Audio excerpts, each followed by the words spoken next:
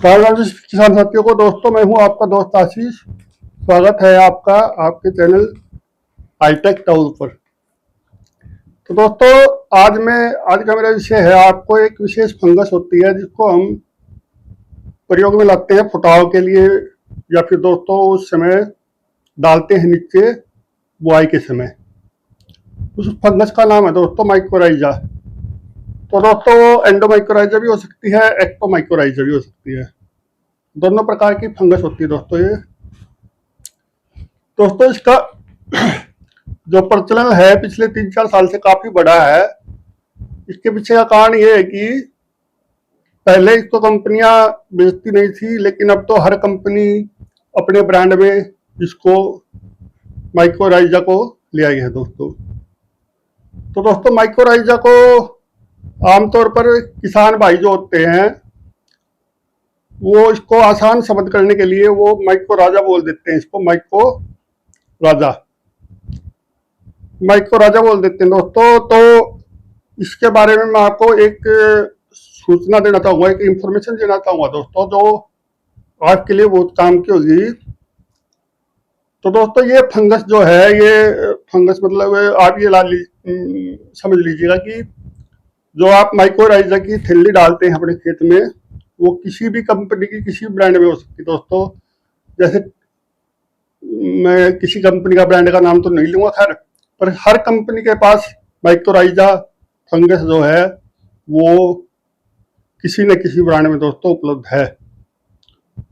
तो mycorrhiza fungus का दोस्तों काम क्या होता है? इसका फंगस का काम होता है दोस्तों पौधे के अंदर, ये नीचे जो जड़ होती है, जड़ के साथ ये कुछ लेती है और कुछ देती है दोस्तों। आसान भाषा में आपको बताता हूँ कि ये इनका आपस में संबंध ऐसा होता है कि ये कुछ लेती है और कुछ उससे उसको देती है, पौधे की जड़ को।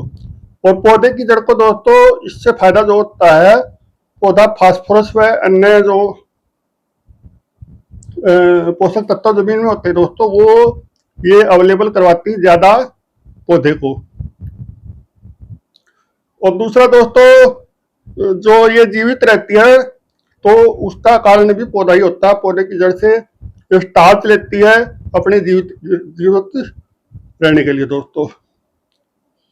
तो दोस्तों मैंने जो आज का ये वीडियो बनाया है, ये वीडियो मैंने भूमिका तो पूरी कर दी, लेकिन जो मेन बात है दोस्तों, वो मेन बात ये है कि ऐसी कुछ फसलें हैं जिसमें भूलकर भी आप माइकोराइजा का प्रयोग ना कीजिएगा, क्योंकि इन फसलों में दोस्तों किन्हीं न किन्हीं कारणों से अगर जो आप इन फसलों में माइकोराइजा का प्रयोग करेंगे तो दोस्तों आपको आर्थिक नुकसान होगा। तो दोस्तों दरअसल मैं आपको बताना चाहूंगा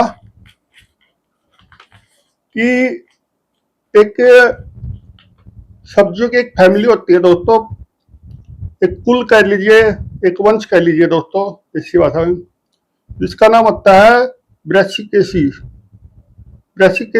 वर्ग की जो सब्जियां हैं दोस्तों, जिसको हम कोल क्रॉप भी बोलते हैं, उसमें आप इसका प्रयोग ना करिएगा।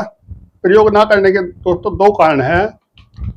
एक तो कुछ जो मैं आपको इसके बाद नाम बताऊंगा, उन फसलों के जो जड़ें होती हैं दोस्तों, उसको इस फंगस की जरूरत नहीं होती है और वो खुद ही अपनी जो फास्फोरस वगैरह है वो जमीन से अपने आप ही ज्यादा लेता है दोस्तों। और दूसरा दोस्तों जो होता है, कुछ फसलें ऐसी होती हैं जो जिनकी पौधे की जड़ होती है दोस्तों, वो एक ऐसा केमिकल मिट्टी में छोड़ती है जिससे फंगस मरती है, मतलब फंगस सप्रेस होती है दोस्तों, मरती है या फिर कम होती है दोस्तों। तो ऐसी कुछ फसलों में आप मत डालिएगा इसको। तो दोस्तों उन फसलों के नाम जो हैं मैं आपको बताना चाहूंगा। पहली फैमिली तो दोस्तों इसकी है ब्रैसिकेसी फैमिली, यानी कि कोल क्रॉप में आती है दोस्तों कैबेज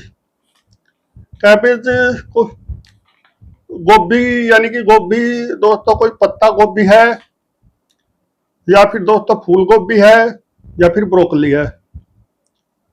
इन तीनों प्रकार की गोभियों में दोस्तों इसका इस्तेमाल ना करें, क्योंकि इनकी जड़ें जो होती हैं ऐसा रसायन बना के मिट्टी में छोड़ती है, जो कि माइकोराइजा को मारती हैं दोस्तों। उसके बाद दोस्तों इसमें और भी अन्य फसलें हैं, मैं उसको बारे में आपको बताना चाहूंगा। एक जो सबसे इम्पोर्टेंट फसल है दोस्तों, जिसमें किसान बहुत सारा इसमें माइकोराइजा डालते हैं, सरसों। सरसों के अंदर भी दोस्तों इसको मत डालिएगा। और बीच में मैं आपको बताना चाहूंगा कि जो भी मैं आपको जानकारी दे रहा हूं, आप कहीं पे भी इसकी तसल्ली कर लीजिएगा। अगर जो मैं आपको गलत सूचना दे रहा हूं तो दोस्तों आप जो भी कहेंगे मैं जुर्माना भरने को तैयार हूं। तो दोस्तों सरसों में इसका प्रयोग नहीं करना चाहिए, चाहे वो पीली सरसों है, काली सरसों है, या फिर दोस्तों भूरी सरसों है। किसी प्रकार की सरसों में दोस्तों इसका इस्तेमाल ना करें, क्योंकि ना तो जड़ इसको लेगी। मैंने आपको दो मैकेनिज्म बताए थे, या तो इसको जड़ नहीं लेगी, या दोस्तों जड़ ऐसा केमिकल सिक्रीट करती है खुद को फंगस से और फंगस से बचाने के लिए, जिसके चपेट में दोस्तों ये माइकोराइजा फंगस भी आ जाती है। उसके बाद दोस्तों गोभी है। गोभी तीनों प्रकार की गोभी है इसमें, पत्ता गोभी भी है, फूल गोभी भी है, और दोस्तों इसमें ब्रोकली जो हरे रंग की गोभी होती है दोस्तों वो भी है। इसके बाद दोस्तों जो भी आप इस समय सलगम की बुआई कर रहे हैं तो उसमें मत डालिएगा इसको, ये सलगम में भी नहीं काम करती है। और दोस्तों मैंने एक वीडियो देखा था जिसमें एक यूट्यूब पे एक आदमी जो आपका आते हैं जो यूट्यूबर, वो बता रहे थे कि मूली में आप माइकोराइजा का प्रयोग करिए। लेकिन दोस्तों बताना चाहता हूँ कि मूली में भी माइकोराइजा का प्रयोग बिल्कुल मत करना, क्योंकि ये माइकोराइजा का कोई फायदा इसकी फसल में दोस्तों नहीं होगा। दोस्तों उसके बाद दूसरी फैमिली होती है दोस्तों, जिनको हम बोलते हैं चिनोपोडिस। चिनोपोडिस फैमिली की फसलें दोस्तों इसको नहीं लेती हैं। इसमें दो फसलें आती हैं दोस्तों, एक पालक। अगर जो आप पालक की बुआई कर रहे हैं तो दोस्तों पालक में मत इसका इस्तेमाल कीजिएगा। और दूसरी फसल है दोस्तों चुकंदर। चुकंदर में दोस्तों इसका इस्तेमाल ना तो नीचे कीजिएगा ना ऊपर छिट्टे देने में कीजिएगा दोस्तों। तो दोस्तों कुल मिला के मैं एक बार दोबारा से ये सब्जियों को दोहरा देता हूँ, जिसको या फिर जो फसलें हैं जिसमें आपको माइकोराइजा का प्रयोग नहीं करना है। उसमें दोस्तों सबसे पहले तो है सरसों, और दूसरे नंबर पे है दोस्तों गोभी। गोभी में तीनों प्रकार की गोभियां हैं, पत्ता गोभी, फूल गोभी, और वो हरे वाली जो गोभी ब्रोकली, वो भी दोस्तों। उसके बाद दोस्तों सलगम। सलगम और दोस्तों मूली। मूली के बाद दोस्तों पालक, और पालक के बाद दोस्तों चुकंदर। इन सभी सब्जियों में दोस्तों और भी दो चार सब्जियां या फिर दो चार फसलें ऐसी हो सकती है जिसमें इसका इस्तेमाल ना करें, तो उसके लिए भी मैं आपको आगे कहीं ना कहीं से पता करके और बताऊंगा। लेकिन जो फसलें मैंने दोस्तों बताई हैं आपको, इनमें तो इसका प्रयोग बिल्कुल भी नहीं करना है, चाहे वो नीचे खाद में मिला के डालना हो, या फिर दोस्तों ऊपर आपको खाद में मिला के या फिर ऐसे ही गोबर की खाद मिला के इसका छिट्टा देना हो दोस्तों। तो आप इसको माइकोराइजा को इन फसलों में प्रयोग मत कीजिएगा। आपको सिर्फ और सिर्फ ये मानिएगा कि आप 400 से 500 रुपए के बीच में आपको आर्थिक हानि होगी, कोई फायदा इसका नहीं होगा।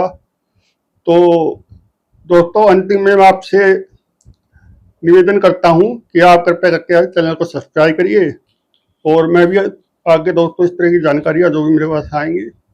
लेकिन ये जानकारी दोस्तों पूरा पुख्ता जानकारी है, आप कहीं से भी पूछ सकते हैं कि इन फसलों में माइकोराइजा नहीं डालनी चाहिए। और कोई कंपनी वाला या फिर दुकानदार आपको दे तो उनको बताना है कि इन फसलों में माइकोराइजा नहीं देना होता। तो दोस्तों इसी के साथ मैं आपसे विदा लेना चाहता हूँ। जय जवान जय किसान दोस्तों, धन्यवाद।